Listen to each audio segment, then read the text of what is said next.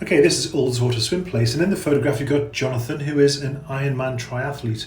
Now, Jonathan came for his first endless pool session, and the reason being he hasn't had much coaching advice before on his stroke. One of the reasons is that from above, his stroke looks, reasonably okay. He's got his high elbows on recovery, and his breathing doesn't seem too bad. So, what happens with the endless pool sessions is we get to look at different angles and really get to sort of look at what's going on under the water, which is where really, obviously the propulsion is coming from. So what we did an initial swim session where we're just really looking at his stroke, and then I got a chance to sort of break it down and see really what was happening. And what I could see was, as he pulls through the water, I could see his arm was going underneath quite a lot, which put him off balance slightly. So he wasn't getting that much propulsion. And also when his hand enters the water, he tended to sort of scoop the water back up and sort of basically pause himself. So just highlighting the hand there. And his arm entry is okay, but then as soon as it goes in the water, it cuts in front of him. So it goes across the center line, and then it tends to come up to the surface. Another thing which we noticed is that as he does stretch his arm out, as he's rotating to breathe, he tends to push down on his arm as he's breathing. So his timing is just slightly off with his breathing. So that's one of the main things I want to look at. You can see his head is really reaching around to try and get that air in. But while his head's doing that, then his arm is dropping down and dropping out. Basically, he's pushing the water down to the bottom of the pool. And the water isn't getting pushed behind him, which is actually going to make him move. So yeah, basically the water's going in the wrong direction at that initial part of the stroke. He's not getting that catch in the high elbow and pushing the water behind. And you can see that as his arm is down, his little arm is still out of the water. So that's putting a lot of weight down onto his body. Again, that's just going to take away the streamline. Now, Jonathan did say that in his sessions, he tends to swim about 150, 155 for 100 meters, which actually for a fit guy like him who does Ironman, that is fairly slow. And we really want to try and get him down to be a lot quicker than that. And I think we can do that just by really working on his stroke and what's happening under the water.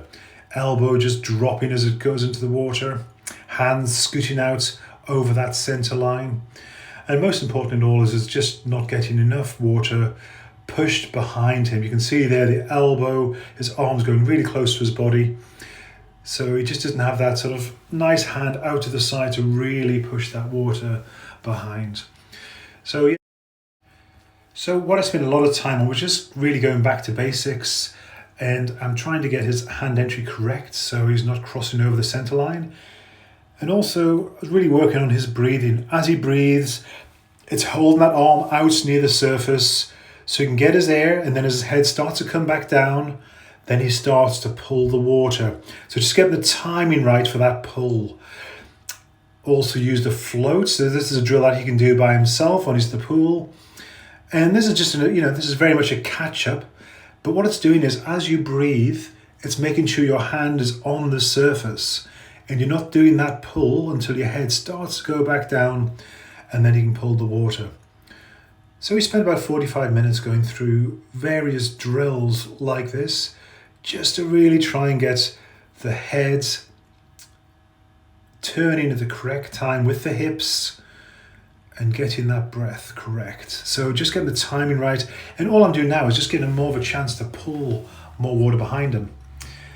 And moving on from that, put the paddles on. I like to do this because it just gives you a chance to, again, catch that water much closer to the surface. So he has a chance to rotate, take the breath, and then as his head starts to go back down, then he starts to pull through the water. So just getting that timing right. So at the end of the session, on the left-hand side was footage from when he first came in. On the right-hand side was footage near the end of the session. And you can see on the left-hand side, he was actually going a 150 pace on the left-hand side there. So 155 pace when he first came in. And look how fast his arms are going through the water. On the right-hand side, I had him down to 142 pace. And you can just see he's so much slower with his stroke rate and so much more in control. So actually by slowing his stroke down, he is swimming a lot better. So again, look at the left there. Just look how fast his arms are going through the water. He's windmilling basically. One arm down, one arm out the water.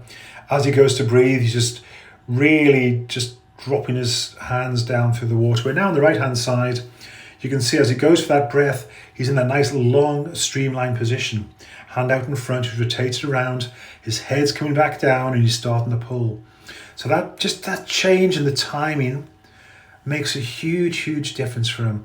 On the left hand side there again, you can see as his hand drops as he breathes, he's just really causing a drag. Really just loses the streamline altogether because his hand has dropped. Where on the right hand side as he breathes, you can see he's maintaining that streamlined position. So hopefully from this session, Jonathan can go away, practice what he's done, and then hopefully see quite a reduction in his time, as long as he's aware of some of the key points now as he's swimming. So that's what an endless pool session can do for you. I mean, I try and just improve what the swimmer is doing. I don't always change their stroke completely. So this is Ullswater Swim Place, situated in the Lake District. We're right beside the lake where I have a boat on the water. I do open water swimming coaching sessions, as well as guided swims and length lake swims. So you can find out more information on ullswaterswimplace.com. And why not subscribe to this YouTube channel? I've got hundreds of videos on open water swimming. Okay, thanks very much.